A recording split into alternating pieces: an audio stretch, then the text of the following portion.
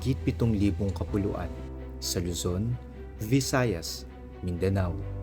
Natural na yaman ang nakabalot sa katubigan, pinong kasaysayan sa kalupaan, at makapigil hiningang tanawin sa kalangitan. Nakatatak ang kagandahan sa nakaraan, kultura, sining, musika, salita, tradisyon, at pananampalataya na lalong nagpapatibay sa ating pagka-Pilipino. Sa ilang taon ko nang naglalakbay, napakarami ko pang lugar na nais puntahan. Ngayon, samahan niyo ako bisitahin ang mamahaling paraiso.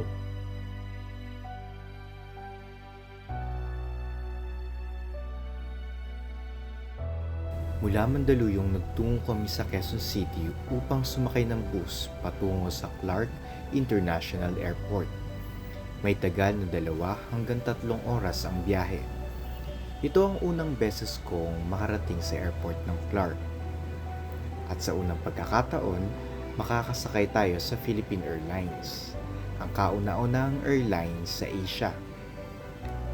Flag carrier ng Pilipinas mula pa noong 1941.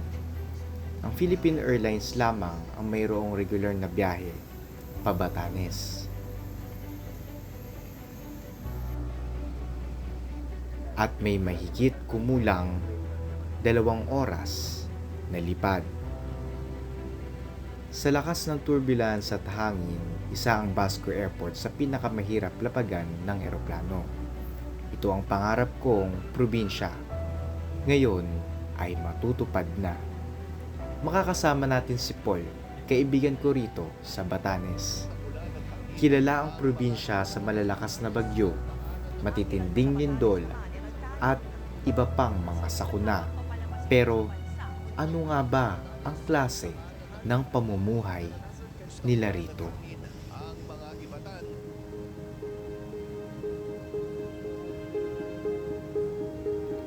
Ito ang pinakamaliit na probinsya sa Pilipinas.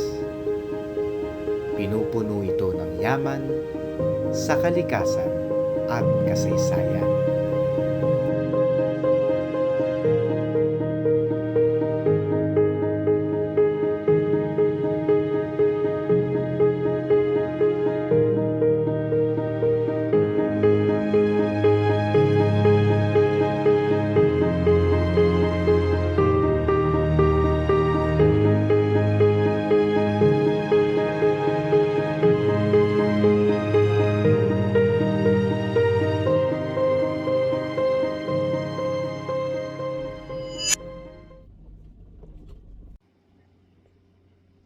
Kasalukuyan, nandito tayo ngayon sa Harbor Cafe sa municipality ng Basco sa isla ng Batan.